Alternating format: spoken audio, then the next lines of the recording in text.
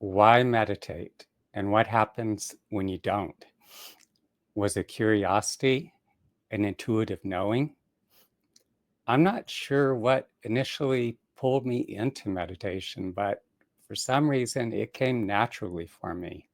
I'm Ben Ufana, and before I go further, I'm going to mention that once again, I'm completing another article, and because I've included so much detail, I want to make sure that I include all the essential points in this video as well. So I will be glancing at the article and also reading some sections. As a child, I would completely trance out at times, was off in another world until my mom would yell at me, Ben, stop daydreaming. And that natural ability to drop into trance state evaporated, or I lost it by the time I got into adolescence. Yet I still had this profound curiosity and also a sense that something was missing.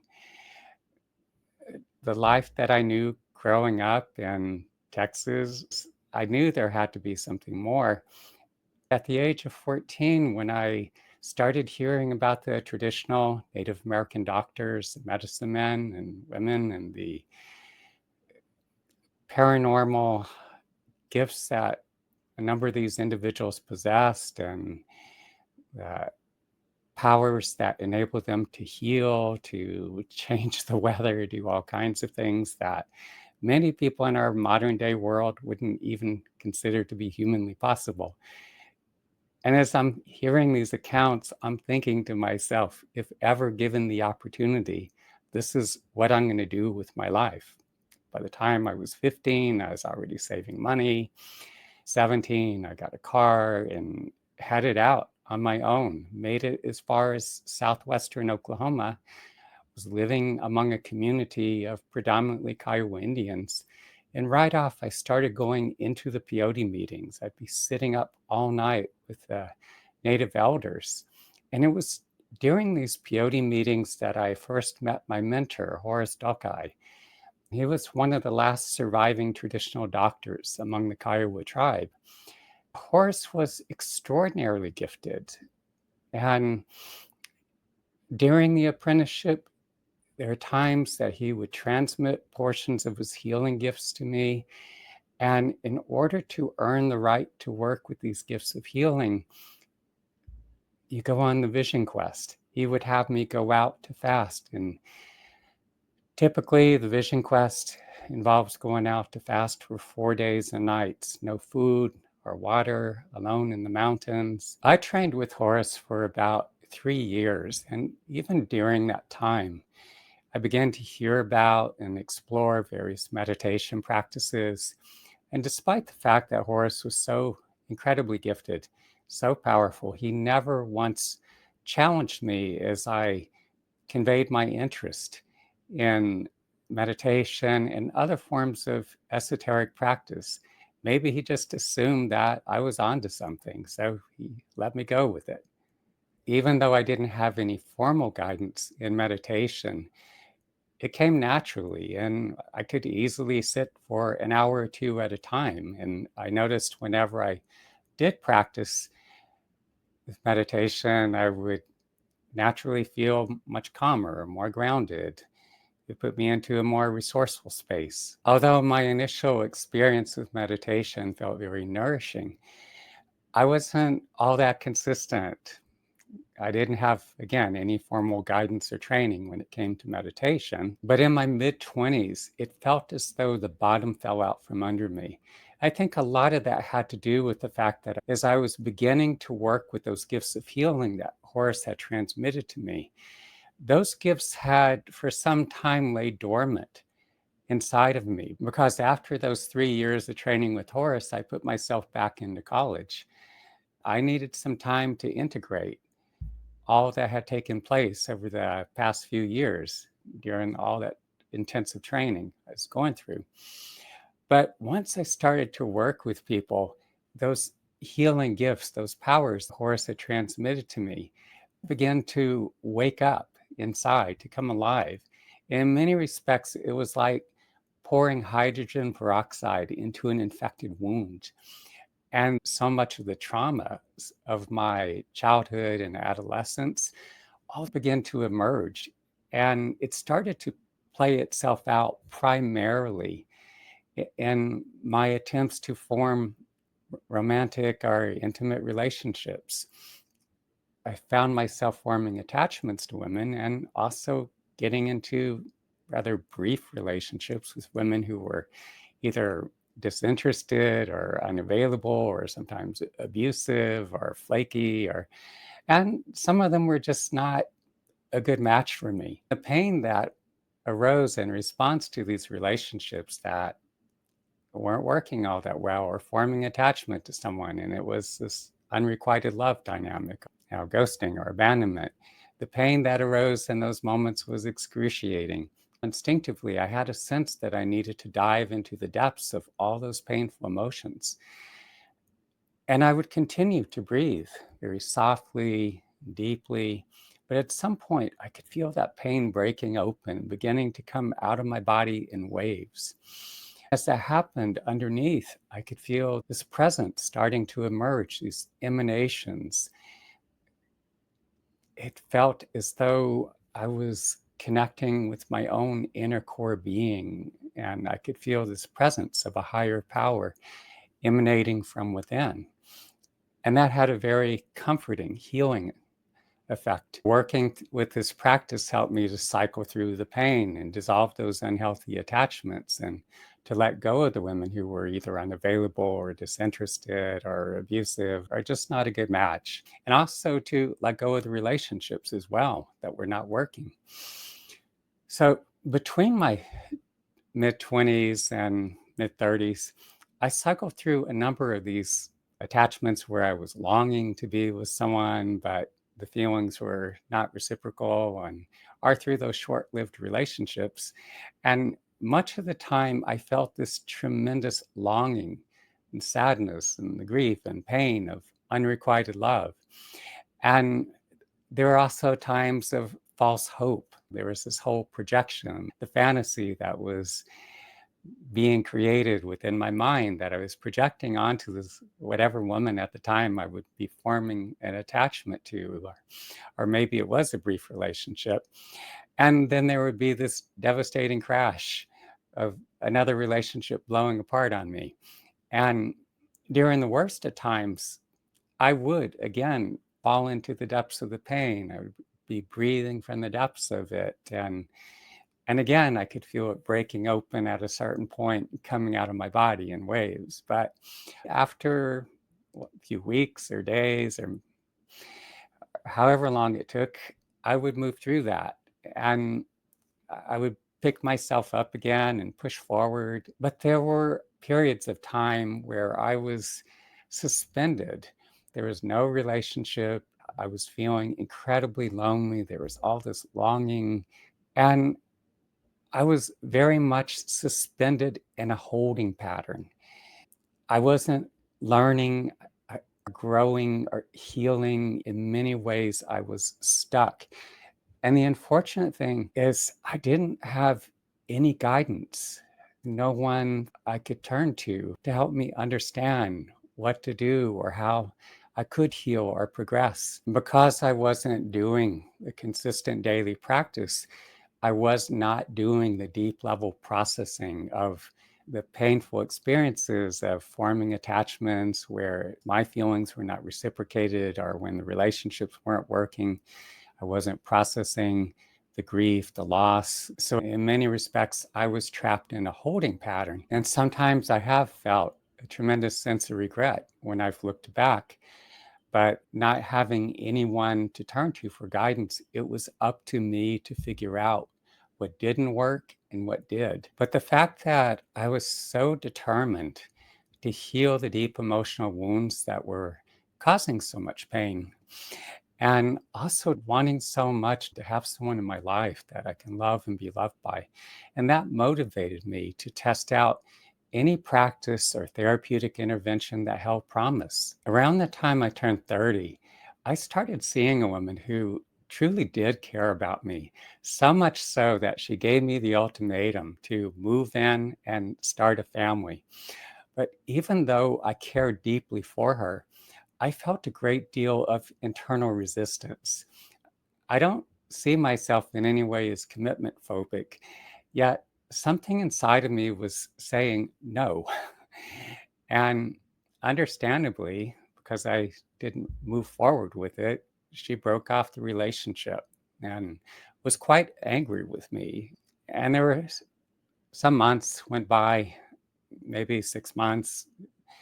I'd see her at a distance, still feeling that anger, but I ran into her at some point, and then we spent the afternoon together, and I felt we were starting to develop a new level of connection, like we were developing a friendship. But around that same time, she had met and started seeing someone.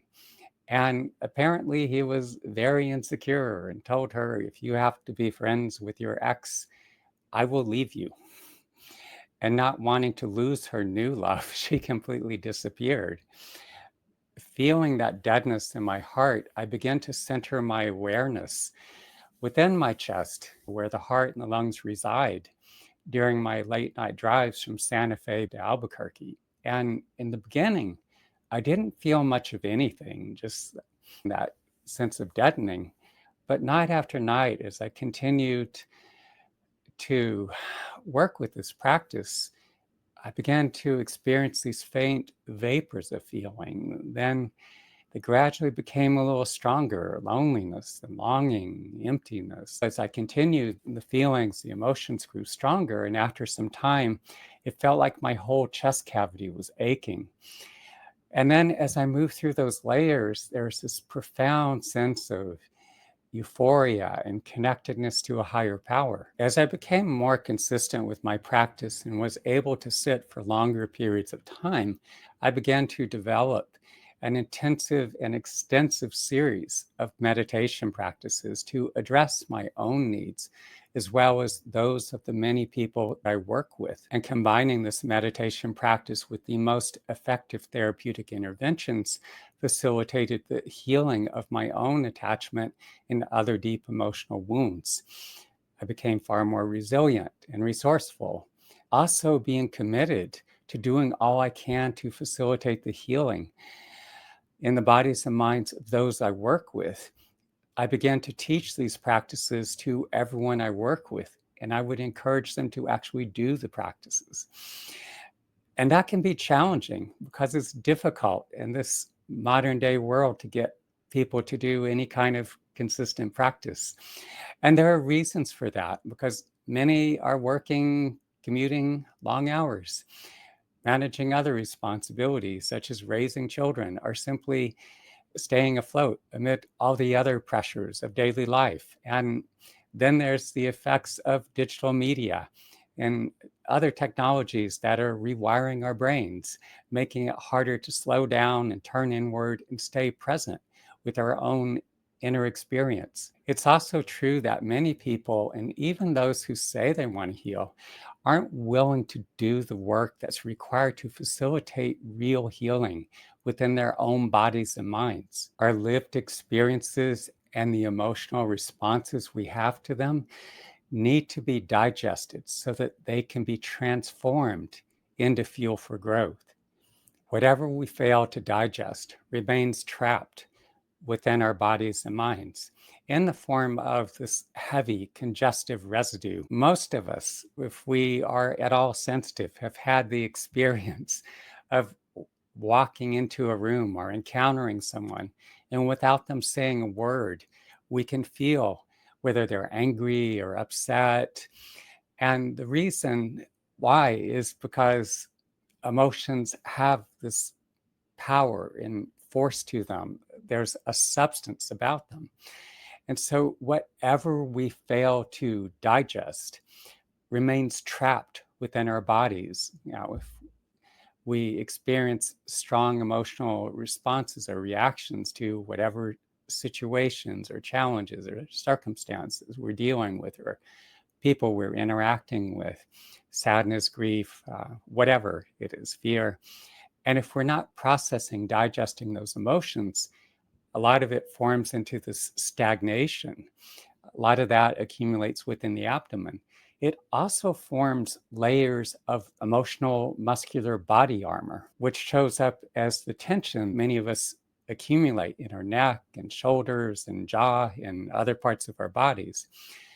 The problem for so many of us is that we were never taught and we never learned how to work effectively with our own emotional responses to process or digest them. And so all these stresses and emotions that are not being processed accumulate within our bodies and they keep on accumulating over time. So all this unprocessed emotions and other stresses that accumulate within our bodies have a numbing effect. As that happens, we lose touch with the authentic core of our being that resides deep within, along with many of our basic underlying needs.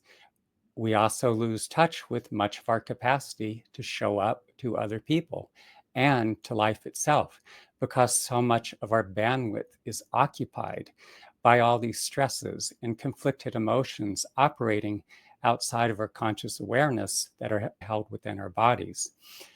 Over time, the hurt, anger, sadness, fear, anxiety, and other unprocessed emotions and stresses begin to manifest as some form of pathology within our bodies and are contributing factors to digestive, respiratory disorders, heart disease, and a wide range of other health related issues. This is why it's so critically important for each of us to take time daily to do the practices I teach, to take your lived experiences and your emotional responses and thoroughly digest them.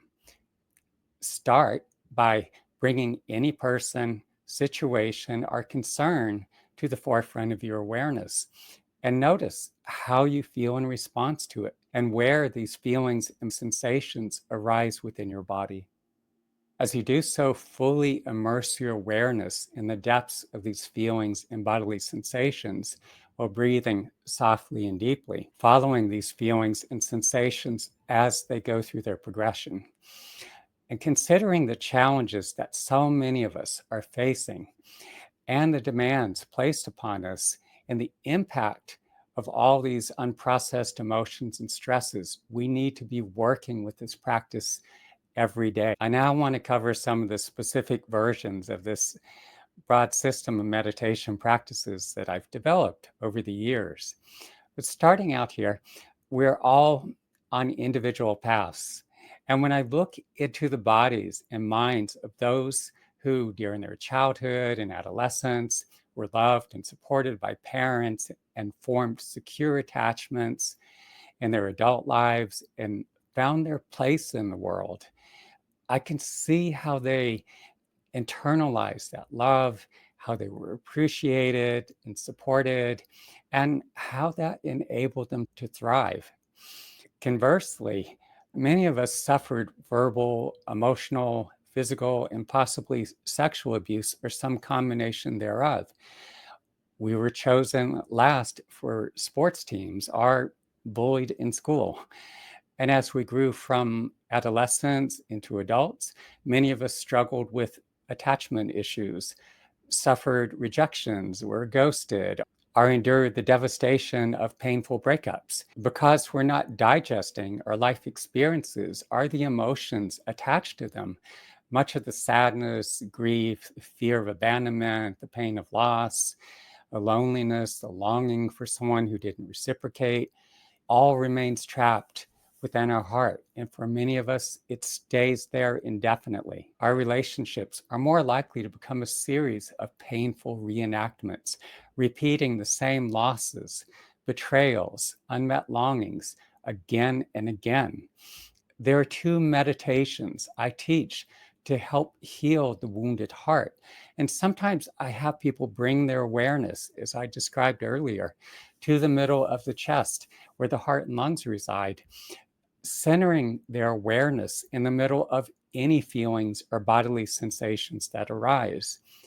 For those in the middle of a breakup or dealing with other forms of relational torment, it can feel incredibly painful, at least initially, When those losses have faded into the rearview mirror, the feelings are often dulled. The important thing is to bring as much awareness as you can into your heart and to breathe from the depths of any feelings or bodily sensations that arise.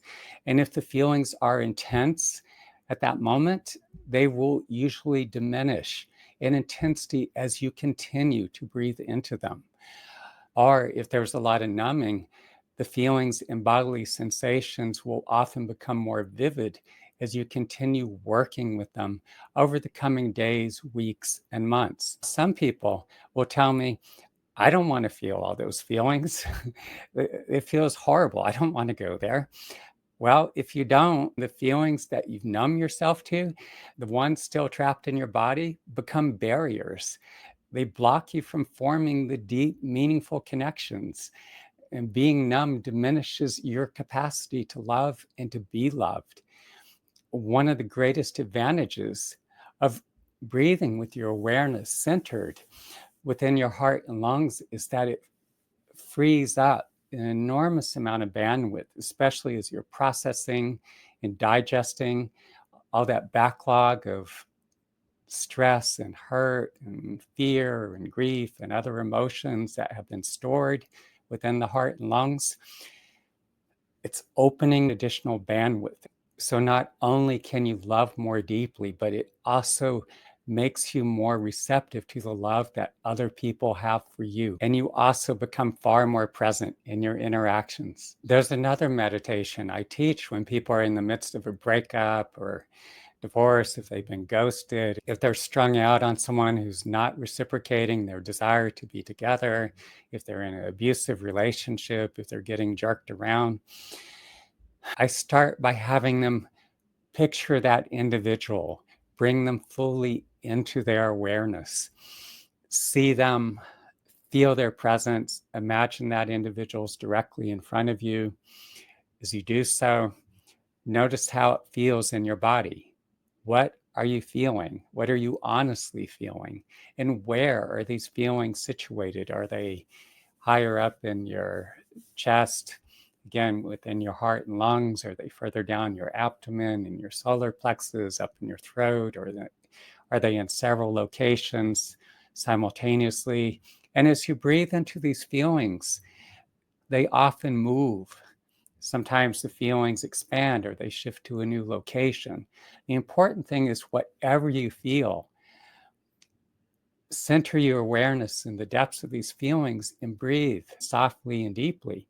Because as you do so, it helps you to process, to digest your emotional responses to what you're going through. I've found this, as well as so many of the people I've worked with, it will enable you to dissolve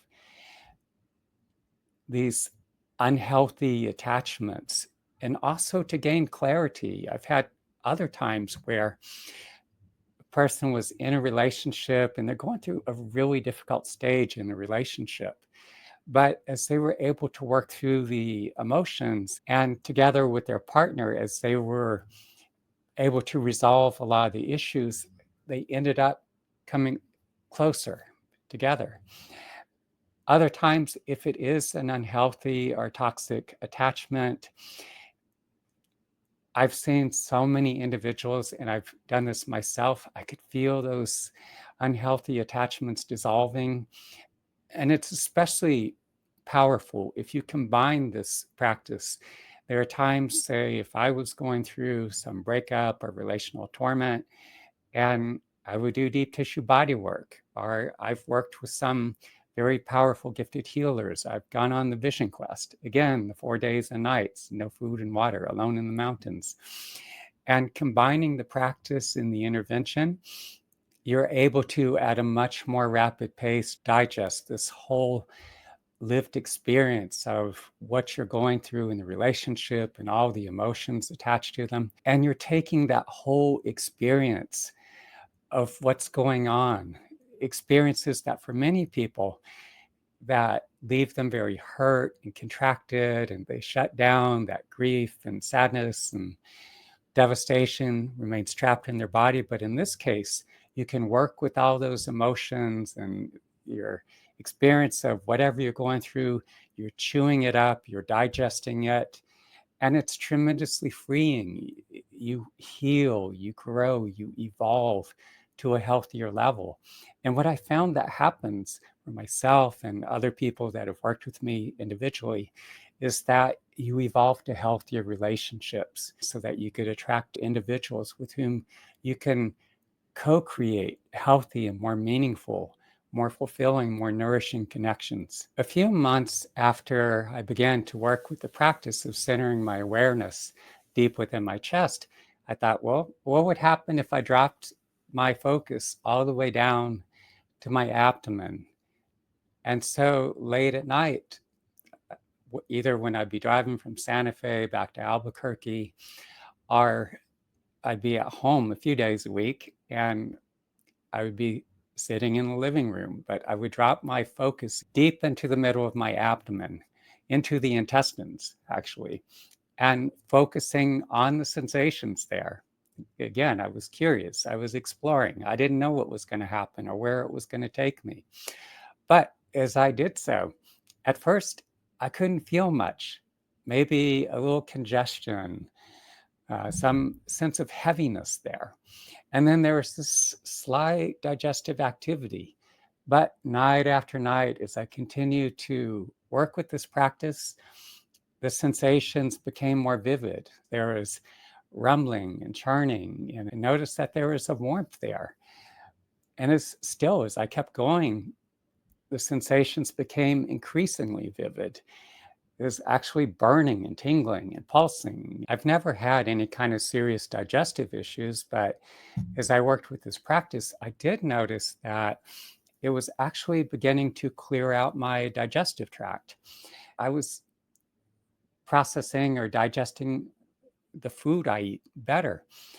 And over the years, I've taught this practice to so many of the people I work with who suffer various digestive disorders like colitis, Crohn's disease, IBS, and those who worked consistently with this practice in conjunction with the individual healing sessions I facilitate would heal at a much more rapid pace. For years, I'd been dissociated. I wasn't fully inhabiting my body and living too much in my head. It was especially difficult for me at times when I'd be interacting with other people because I had this naivete. I would be interacting or talking with someone, and especially when there was this incongruence, I tended to take people at face value. I was a little too trusting, and I often found myself hurt when their words and their actions didn't match up.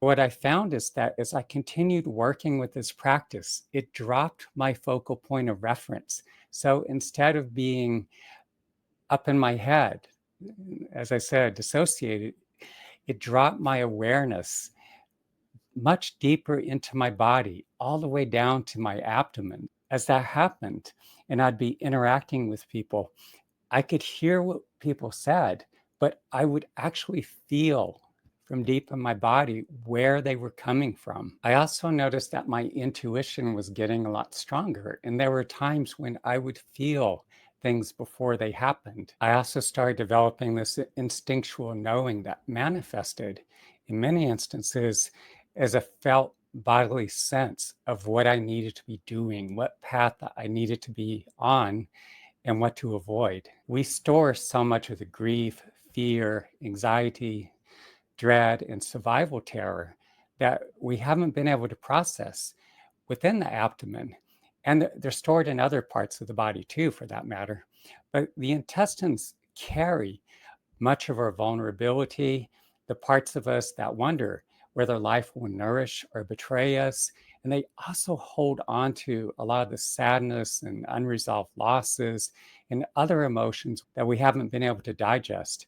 And woven through the entire gut are traces of unprocessed fear, the deep animal level vigilance that kept us safe when the world didn't feel safe or truly wasn't. When all these emotions remain trapped in your gut and other parts of your body as well, it keeps you locked into a holding pattern. And as I was saying before, that prevents you from truly healing and evolving. I do want to say that each person's experience is going to be unique working with this practice.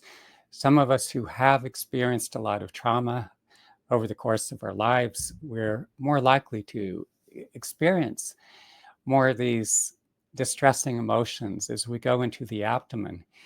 And many people may be resistant to going there. What happens in many instances is that these emotions, as they continue to accumulate, the abdominal region becomes this toxic waste dump. There's all the sadness, the grief, the anger, frustration, sometimes terror, just a whole range of these really intense emotions, and they're not being processed. It becomes this heavy congestive residue. It's creating that stagnation. And with the stagnation there, and it's held in the internal organs, our internal organs, the cells themselves just don't function as well. And so more physical toxin also accumulates. And you see so many people, they're holding a tremendous backlog of all this emotion and physical toxin within their gut. And so as you work with this practice daily, what I find that happens is you process more and more of that emotion over time. Your digestion improves.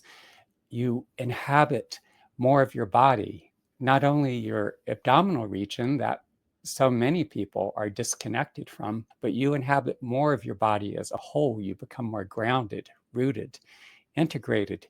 You become more powerful. It's from deep within our abdomen that we get that gut bodily sense of what we need to be doing. That's where much of our purpose comes from. Let's talk now about the emotional body armor that accumulates much of the anger, frustration, anxiety, and at times overwhelming stress that so many of us are living with hardens as it accumulates, especially the neck, shoulders, our back, abdomen, jaw can become painfully uncomfortable at times.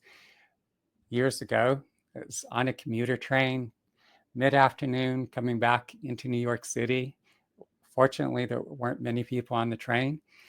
And I began to center my awareness into this chronic tension that I was holding in my neck, shoulders, and upper back. And it felt like I had this layer of armor that was about an inch thick. And during that hour-long commute, I kept breathing with my awareness centered in the depths of that tension, that discomfort. And I noticed that there was this emotion that began to surface. I felt like it took so much effort on my part to hold everything together. But over the coming months, I began to center my awareness in the depths of the chronic tension that I held in this part of my body. And as I did so, I could feel it softening. More of that tension was releasing. And after some months, when I went to see my massage therapist, and after 15 minutes, she says to me, "What did you do here? I normally have to spend an hour working in this part of your body, getting things to open up. But this time I've worked 15 minutes and everything's softer, it's opened up, it's staying in place where it needs to. And now I have all this additional time that I can go and work on the other parts of your body that I've never had time to work on before. How did you do this?" And I explained how I've been working with this practice over the preceding months, breathing softly and deeply while centering your awareness in whatever areas of chronic stress or tension that you're holding within your own body is going to help to soften and dissolve the layers of emotional body armor. And it's important to realize that this is not a quick fix. This is a process that requires time, and you'll get far better results if you combine this practice with deep tissue body work and the individual healing sessions I facilitate. You may notice a significant difference within a few days, but weeks or even months is more realistic. But I encourage you to practice for at least 30 minutes to an hour a day or more if you can. The more time you put into it, the greater results you'll achieve. Because so many of us were never taught to work effectively with our emotions, we often find ourselves overwhelmed by them.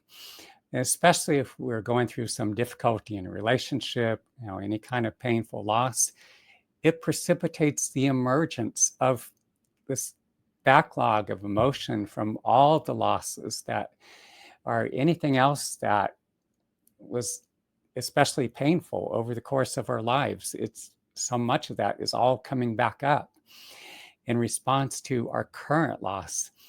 And the heavier, more painful emotions, sadness, grief, hurt, frustration, they don't move all that easily. The fact that we've numbed ourselves to these emotions, we've self-medicated with alcohol, or we self-medicate also by consuming lots of refined sugar or smoking, or we can go on pharmaceuticals like antidepressants, or just numbing or avoiding those emotions. They freeze up in our body, they become more congealed. And so, again, those emotions, they do not move very readily. They tend to just stay glommed in there.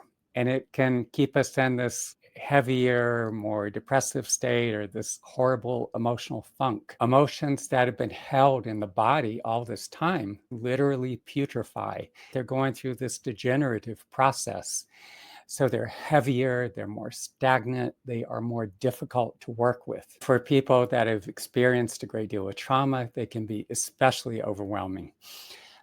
When I first teach people to meditate, especially those who have suffered a great deal of trauma, if they're overwhelmed by their emotions, I usually teach them the walking meditation first, because I want to make sure that any emotions coming up are manageable and that they feel calm, that they're more grounded. And so I take them outside and I'll have them close their eyes and situate their awareness within their body, any emotions, any sensations that are present. Breathe with them softly, deeply. And then I'll have them open their eyes and see if they can still remain connected to what they're feeling.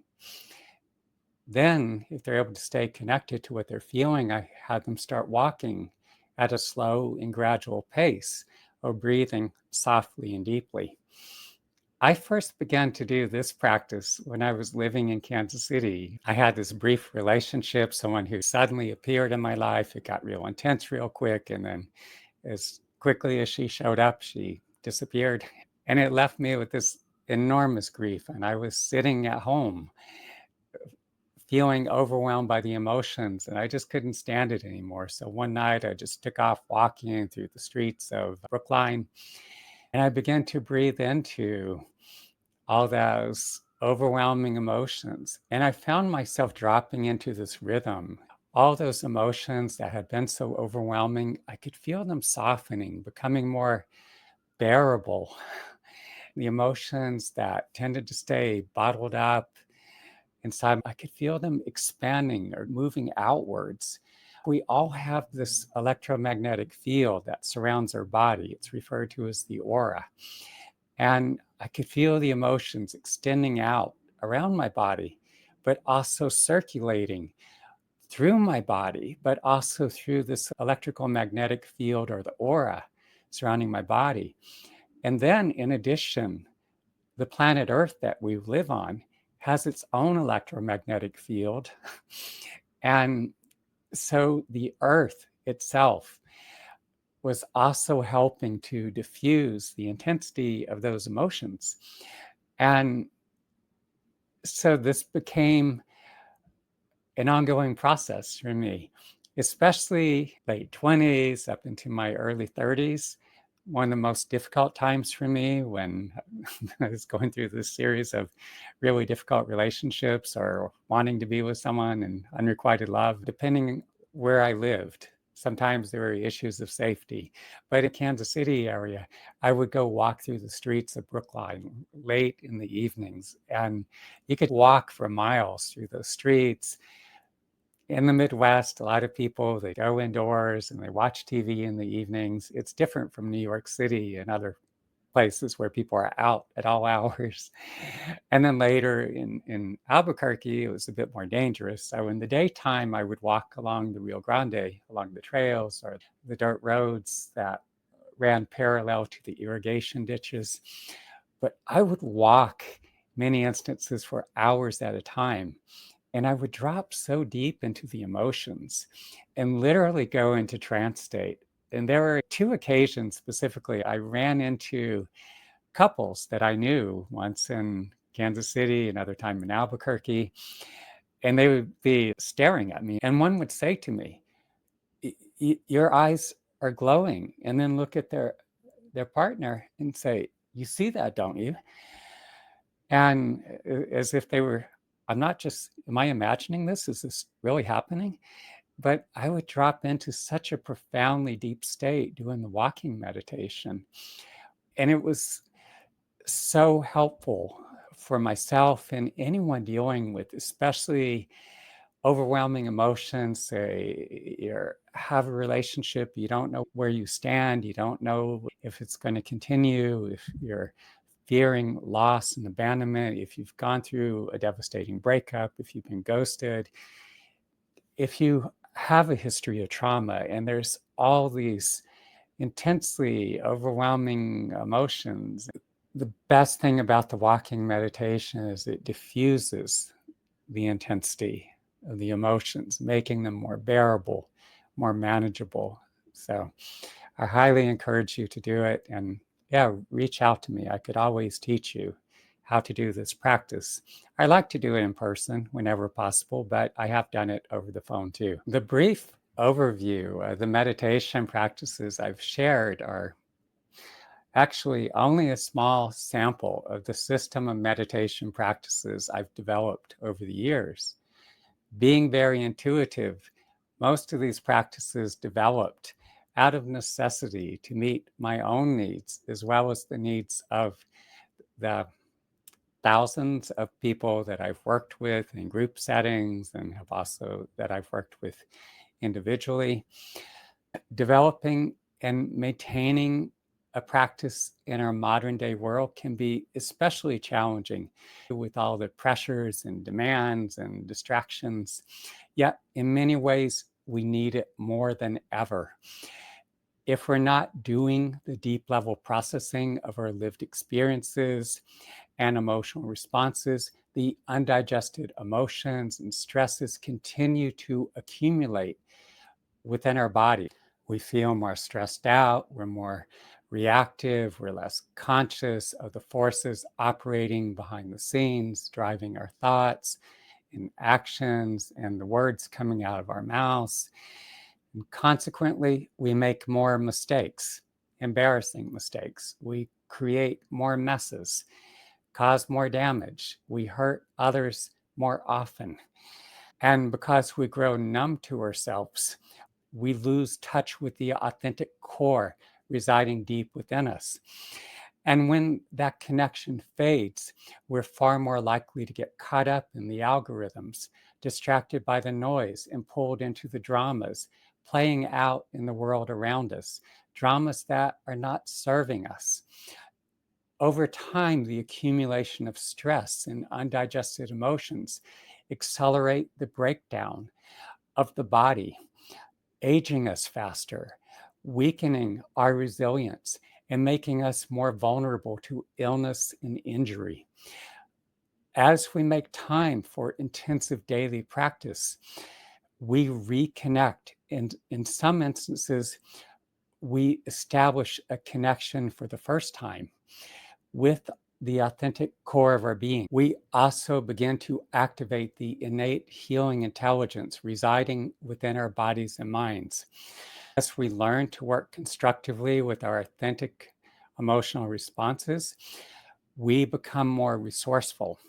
Our intuition grows stronger, And we're better equipped to come up with creative, workable solutions to the many challenges we're faced with, both within ourselves and the world around us. I want to leave you with a few thoughts in closing. So many people possessing such limited internal resources are not able to fully show up to life.